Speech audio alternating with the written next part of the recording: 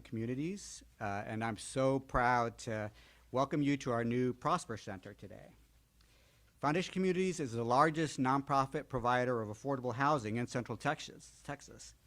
In addition to housing, we provide a whole range of education, health, and financial stability programs at our housing facilities and in our 2 Prosper Centers. In this building, just like at our Prosper Center in North Austin, we provide free tax preparation, college support services, financial wellness programs, and health insurance enrollment assistance. Since the first Affordable Care Act open enrollment period in 2013, our incredible team of staff and volunteers has helped over 44,000 people enroll in affordable health insurance. And they've secured $259 million in credits and subsidies to make healthcare more affordable.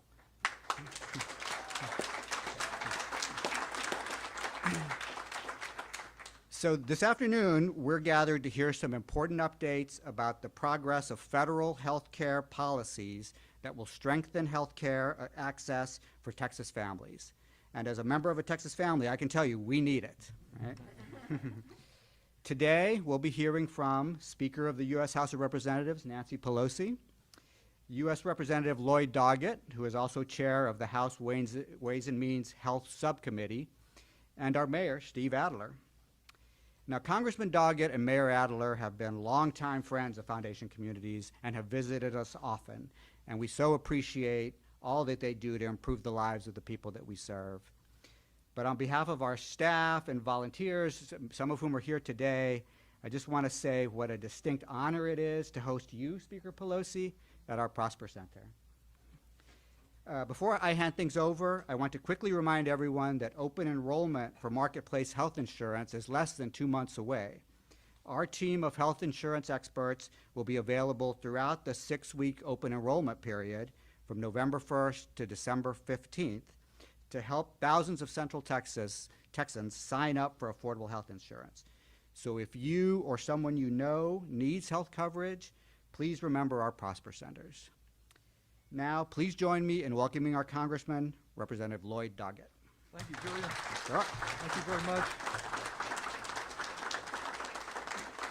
We're so very pleased to welcome back Speaker Nancy Pelosi to our community, and especially here at the Prosper Center. I was here at this podium only a few weeks ago, last month, with a number of you as we discussed the success of the child tax credit.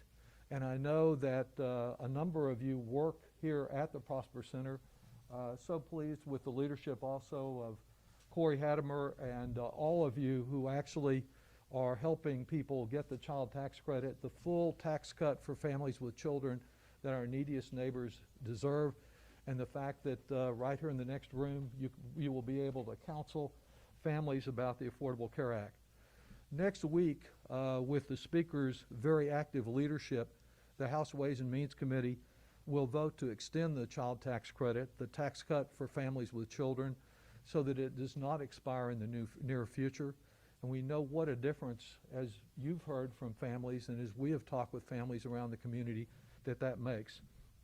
Throughout the pandemic, we have been so fortunate to have a mayor who believed in medical science and actually let that direct his policies and the policies of our community. He's demonstrated courage and compassion, and despite continual interference from Governor Abbott, even now as so many children are being exposed to infection in our schools, he stood firm. We appreciate his leadership, and I'm pleased he's here to welcome the Speaker today. Mayor?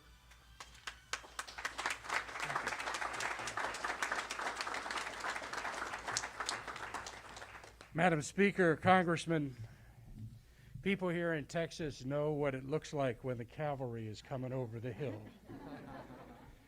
I want to thank Foundation Communities. Real proud last week for the City Council to pass a big grant to co-invest with Foundation Communities, deeply affordable housing, and to help with some of the permanent supportive housing for those experiencing chronic homelessness in our city.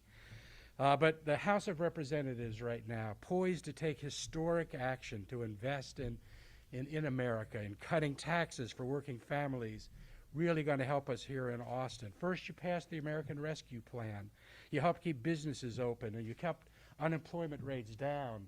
Just announced yesterday, Austin's unemployment rate 3.9%, lowest among major cities in the country, would not have happened without the American Rescue Plan dollars that kept a lot of businesses open and surviving and kept workers' jobs available to them. And now we need you guys to take the next step. More affordable housing, bring down the cost of prescription drugs, elder care, make it more affordable. I understand you're going to consider free universal high-quality pre-K, clean energy tax credits. You're going to allow women to get back to work. But the focus for us in so many ways is on health care. Here in Travis County, 1 of 6 people under 65 have no insurance, due in large measure to the fact that our state leadership will not expand Medicaid, which is just outrageous and has a huge impact on our community. You know, that makes our uninsurance rate 50% higher than the national rate. And that should not be the case in Austin, Texas. 1 of 3 Hispanics under 65 in our city have no insurance. You know, among the horrible things the Texas legislature is doing right now in their 600, 700 bills that they're passing is to take away the right for cities to be able to see that all the workers in their town have sick leave. We need federal action. We need you guys to step in to help. We need the federal government because our state is not protecting us the way that it should. We support the goal of building an economy from the bottom up and the middle out, not just from the top down. Health care coverage should be a right for everyone and not just a privilege for the wealthy. Welcome home, Speaker. Thank you, Mayor. Exactly 1 week from today, about this time, I'll be at the Ways and Means Committee in Washington as we take up the Build Back Better bill. And while that bill covers so much that the Speaker can describe and that the Mayor has just referred to, as Health Subcommittee Chairman there, my concern is particularly on health. And the Mayor has made reference to some of this, but because Governor Perry and Governor Abbott were so ideologically opposed to taking 100% federal funding to start Medicaid expansion here in Texas, an estimated 2 million of our neighbors have never gotten any benefit out of the Affordable Care Act that we approved over a decade ago. Strengthening Medicare is a second concern. We know that as important as Medicare is to so many of our neighbors, that it does not cover benefits for hearing, vision, and dental.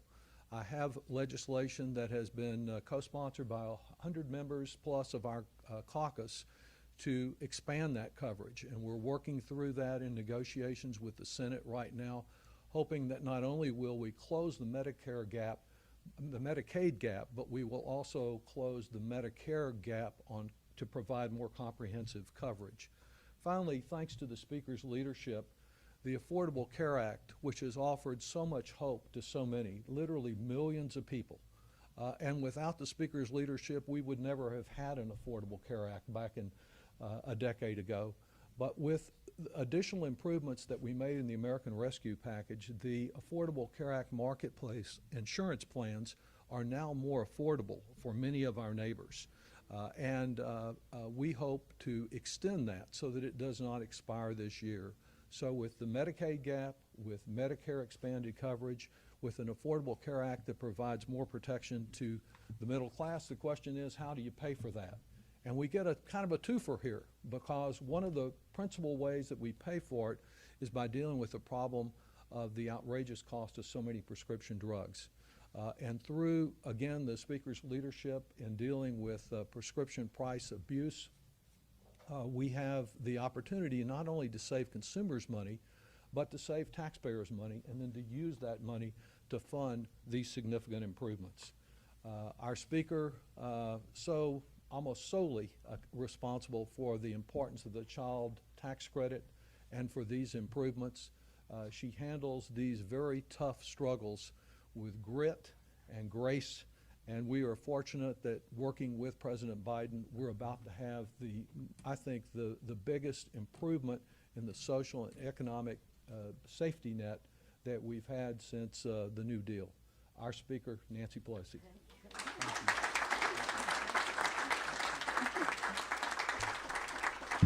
Thank you. Thank you very much, Lloyd Doggett, for your very kind words, for your great leadership, and the pride you take in representing this magnificent district. It is an honor for the mayor to be with us today. I'm the mayor's daughter. My father was mayor from when I was in first grade.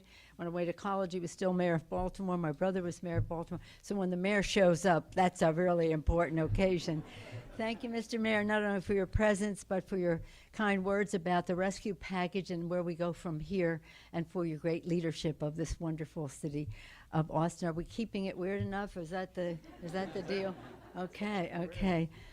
Julian, it's such a, I can't tell you how your words are music to my ears and to anyone who is in public service. To hear the mission that you have, how you fulfill it, the volunteers who participate. Thank you, to community foundations, communities, and your Prosper Center here. And thank you to the volunteers who are here and many who are not, but all of them important, because the public policy that we put forth to help people for the people has to be accessible to them, whether it's linguistically, culturally, just informationally. And thank you for making those connections. It's, again, an honor to be here. I want to take up where Mr. Doggett left off. First of all, I accept any compliment on behalf of the House Democrats. Okay? None of this would be possible without the courage, the integrity, the values-based attitude that they have.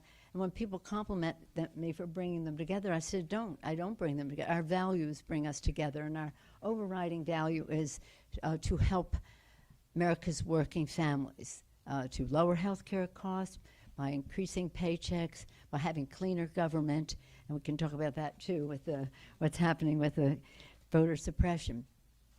But as we do that, he also mentioned at closing his remarks, President Biden. President Biden has made all the difference in the world. He came into to office with a vision to build back better. And when when the Senate was passing the infrastructure bill, he made it very clear, I want to work in a bipartisan way to the extent that I can. And I want to have bipartisan legislation. And he passed that in the Senate. But he said, I will not limit how I go forward, my vision, to what's in that bill. We must build back better. And what that entails, in addition to many of the health provisions, which I will return to, that Congressman Doggett has taken the lead on and mentioned here, that meant build back better by building back better with many more people participating in the economic prosperity of our country. I like to think of it as build back better with women, but women, minority, people of color, many new people into it. And many of the healthcare provisions are what are liberating for people to participate. If we can have family and medical leave, paid family and medical leave, if we can have what was mentioned about the home health care for our seniors, for people with disabilities, even for our children, that enables people to be able to be more free to be in the workplace.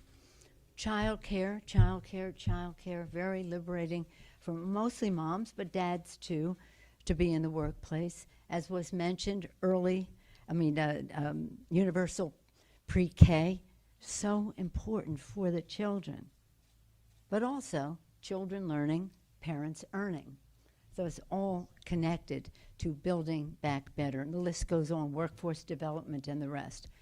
One of the pillars of when we did the affordable health care, we thought we were establishing a pillar to Social Security, Medicare, Medicaid, and the Affordable Care Act.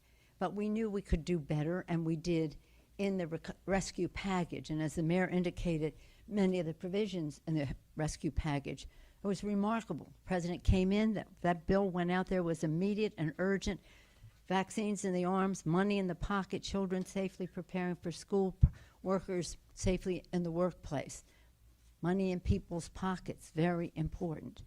And so now we have to build on that, go beyond what was immediate for COVID, but to extend, as Representative Doggett mentioned, extend them, whether it's child tax credit, whether it's Affordable Care Act provisions, which are improvement, but they need to be extended.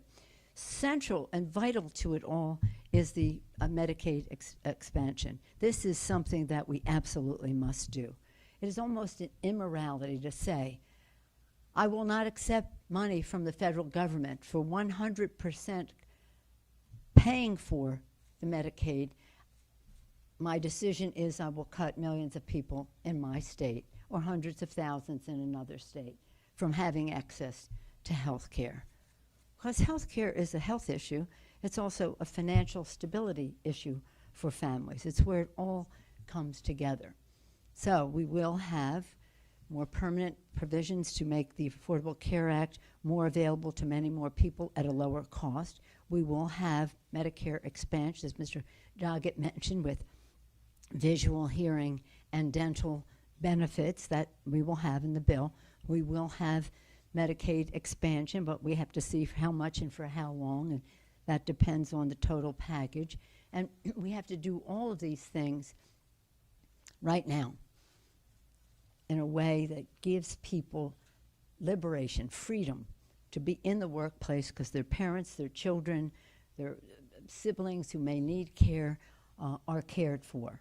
And again, it's not just about that. It's about education, investing in school construction, workforce development, community college, and the rest. It's about housing. Housing, Julian mentioned all. It's about housing, several $100 billion in there to have more housing stock and affordable, and and for low-income people, and some provisions to enable that to happen more readily. So, and it's about saving the planet. So when we say Build Back Better, we say that's a good infrastructure bill you have in a bipartisan way, but we want to build in a way that preserves the planet, and so we have provisions in there that are, we will have provisions in there that are very important in a health sense, the air our children breathe, the water they drink, in my case grandchildren, want my children too, okay, there. For the children, the air they breathe, the water they drink, for our jobs, to be in the lead in the country, in the world on green technologies and the rest. It's a security issue. Our security experts tell us migration, drought, rainfall, all different aspects of climate have an impact on access to habitat and resources and the rest, and are a cause for conflict. Health, jobs, security, morality.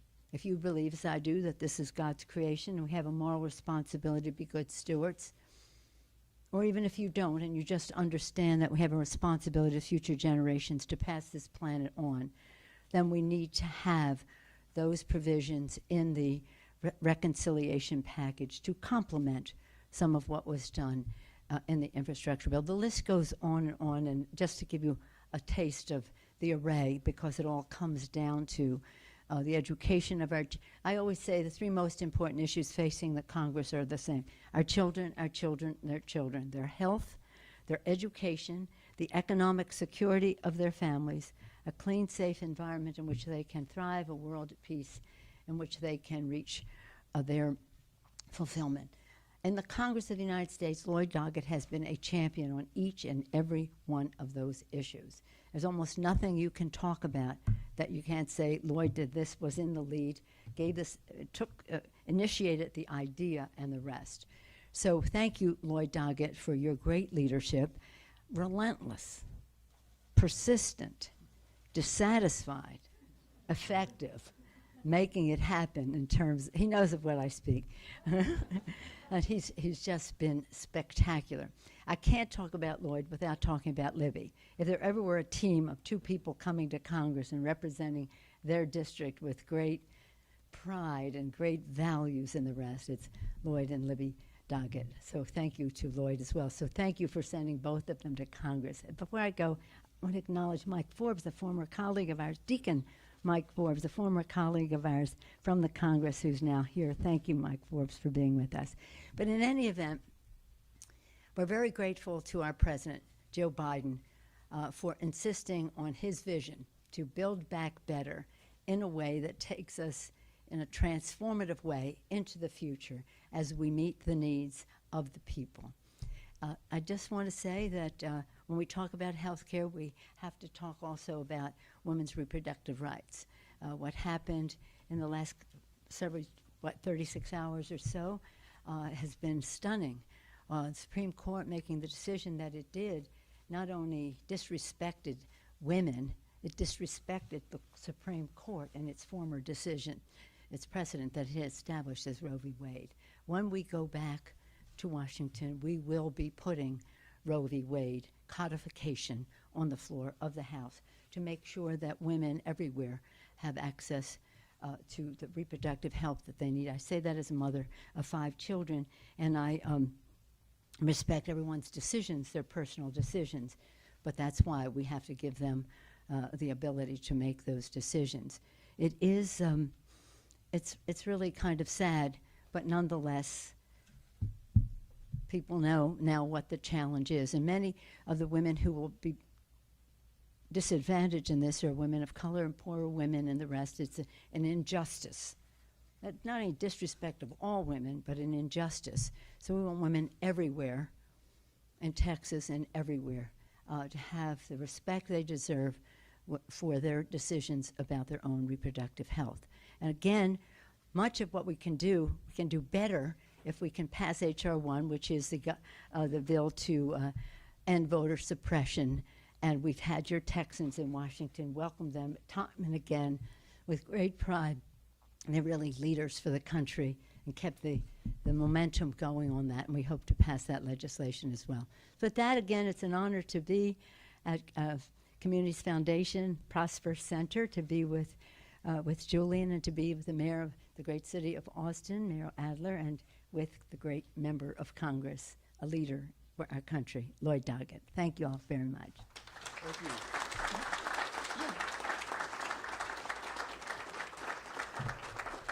I think with that, we'll just throw it open for questions from the press and then have a chance to visit briefly with the speaker before she heads to her 3:15 appointment. So she's here to answer the questions.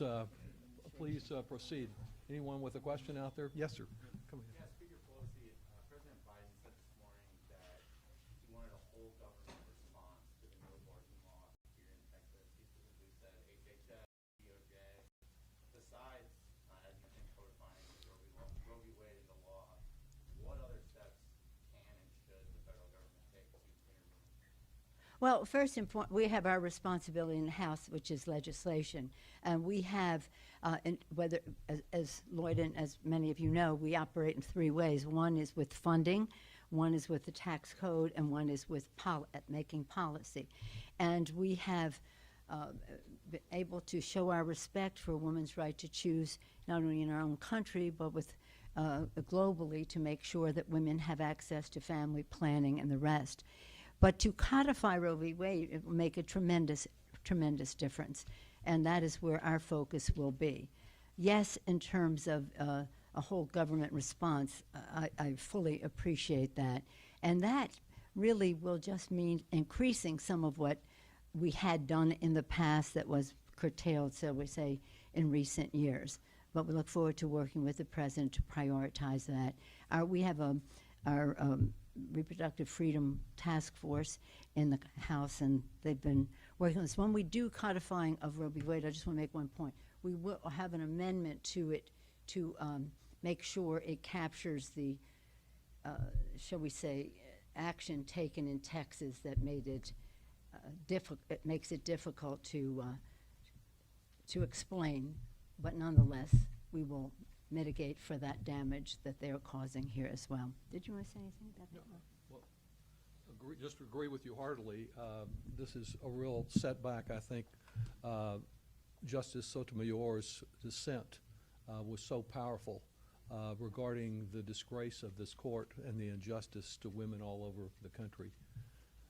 Other questions?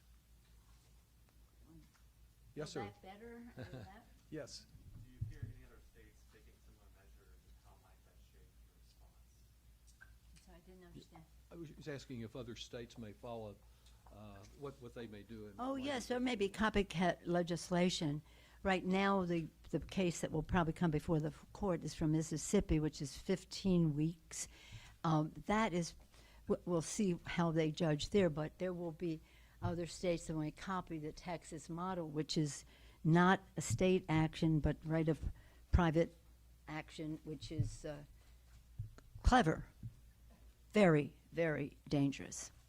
And so, you know, we expect to see copycats. And that's why it's necessary for have the national law passed of Roe v. Wade, protecting women's rights wherever they live across the country, whatever their economic status is. And do you expect any Republican support in Congress? I really don't speak for the Republicans. They like it that way. So do I. I don't know. You know, I'll just close by saying this. Lloyd has heard me say this so many times. President Lincoln said, public sentiment is everything. With it, you can accomplish almost anything. Without it, practically nothing. But for public sentiment to prevail, people have to know. Well, right now, people do know the danger that reproductive health is in. And we're talking about termination of a pregnancy here. But understand this, in the Congress, the Republicans have been opposed to contraception, family planning, anything that would minimize the need for somebody to make such a decision. So it's not just about, they like to talk about extreme cases, but what they're deflecting attention from family planning, birth control. They don't support any of that. They do not support any of that.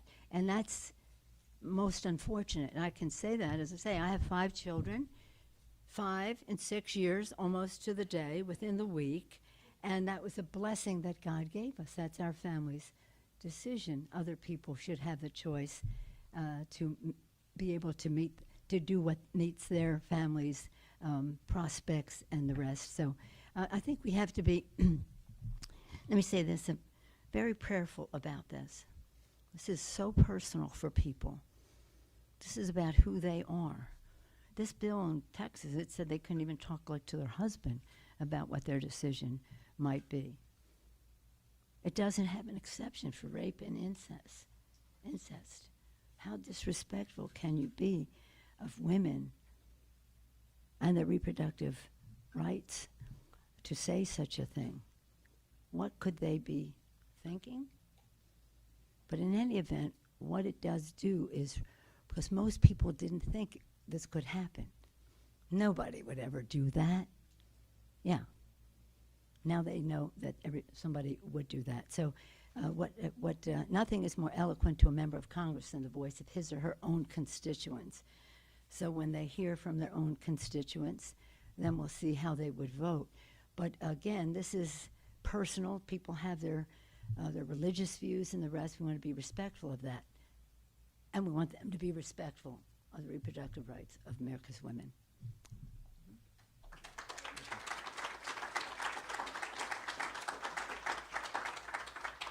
Yes. I have a question related to Build Back Better. One of the reasons that Republicans in Texas have avoided the Medicaid expansion is they say it's not sustainable for covering that gap of uninsured Texans. I might have missed this, but is there a provision in Build Back Better that addresses the sustainability of insuring those Texans? Well, first, I just want to emphasize the pain that I have seen in the eyes of a family talking just like we are, who have come up and I've had to tell them, you're too poor to get any federal assistance. And that's what's happened here in Texas. 2 million of our neighbors who have not been able to get access to a family physician with any federal or state support because of ideological objections. The plan that Texas was originally offered would pay 100 cents on the dollar for about 3 years, and it would be scaled down gradually to over 7 to 90%. I've actually introduced a separate bill that if all else fails, we would permit direct contracting with local governments like the city of Austin, Harris County. We could cover half of the people who are eligible in Texas just in 3 counties, letting them contract. Many of them are ready and eager to do it because getting 100 cents on the dollar for 3 years and then eventually over 7 being asked to cover just 10 cents on every dollar that is spent is really an important deal. And some areas have even said they would cut local taxes if they could get this Medicaid expansion. So I think the sustainability argument had nothing to do with economics or health care and everything to do with political ideology, as we've had one governor after another trying to compete to be the Trumpiest. Are there other, I think we're about there then. I would just close by saying, while it's understandable that after such a horrendous decision, questions of all of us would center in the need for action would be very apparent. But 1 week from today, those 2 million Texans who don't have access to a family physician will get an answer, I believe, from our committee. And the millions of seniors who cannot see well, cannot hear well, or cannot eat well will get some relief through better Medicare. And thanks to what the Speaker has already done, there will be more people coming to the next room here who are hardworking folks who will be able to get a no or low premium affordable care marketplace health insurance policy, because we have made for many more years those tax credits available. That's what Build Back Better is about in the healthcare area, and there's so much more beyond that. Thank you very much, and thank you, Madam Speaker. Sure. And because you mentioned eat well, food insecurity, or as my kids say, don't call it that, Mom, people are hungry. People are food insecurity in our country is rampant, and the president has been such a leader on this in his executive actions and the rest. Nutrition is a health issue. It's a health issue. So in the totality of these packages, we're trying to address all of the needs of the American people, for the people. And I just would say, getting back to the decision, this is, again, I come from a pro-life family and the rest of that, and that's nice for them. And my position is nice for me, and I respect everybody's position for themselves. In other countries like Ireland, they had a referendum on the ballot. They had 2, actually, 2 different referendums. One was marriage equality, which passed in the Catholic country of Ireland, and they had one about abortion. I don't even like to use the word. And it passed in Ireland because people did not politicize these kinds of issues. They shouldn't be politicized. It's very personal, and we want to make sure if we can take it back to a place respectful of those who have their choices, to make sure that all women have theirs as well. Let us salute Lloyd Doggett again, Mayor Adler, Julian Fuentes. Julian, thank you. Thank you. Thank you all very much.